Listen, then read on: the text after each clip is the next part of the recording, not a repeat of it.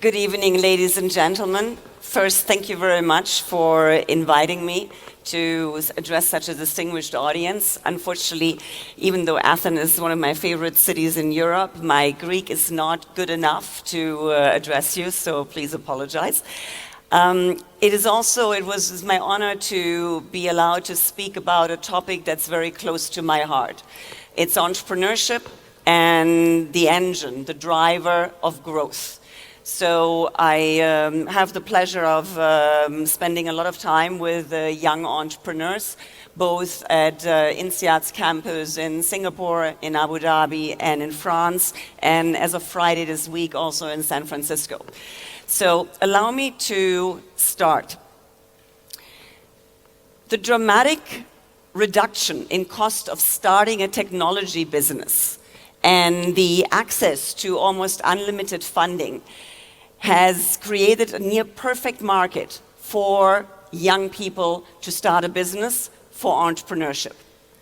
I call it the democratization of entrepreneurship, and it has profound implications on the economy, on the business that all of you run, on education, my speeds, and also on the world that we as consumers engage with.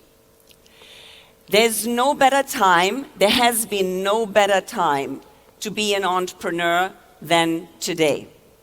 And I will take the opportunity to give you a glimpse of this brave new world and tie it ultimately back to the businesses that all of you are running. The world is changing, and being an entrepreneur is everyone's dream.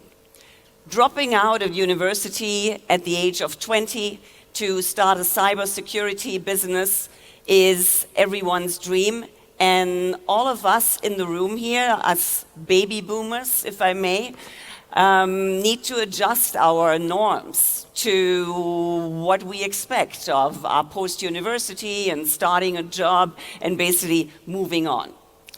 The last 10 years were the decade of the disruptive startup, which brought with it the rise of what I call the hero entrepreneur, the Steve Jobs of this world that everyone aspired to be like and continues to do so.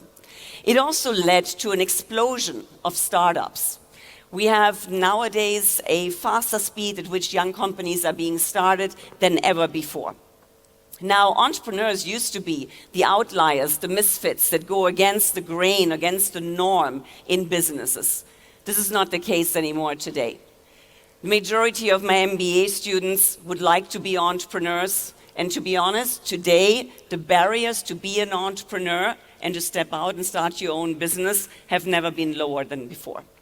I expect entrepreneurship to become a profession in its own, and I expect the development of the professional entrepreneur to continue way beyond this decade.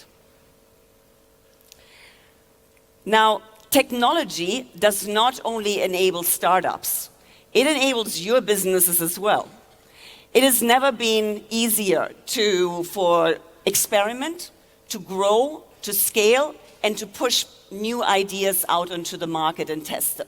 So that applies not just for the kind of 21-year-old in Silicon Valley, that applies to your businesses and to your executives as well. Now, financing is also not a problem anymore.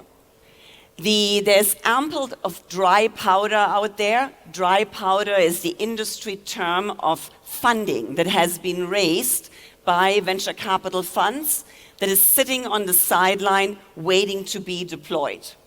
As of right now, there's about $300 billion that has been raised, waiting to find that next startup, that next unicorn to be invested in.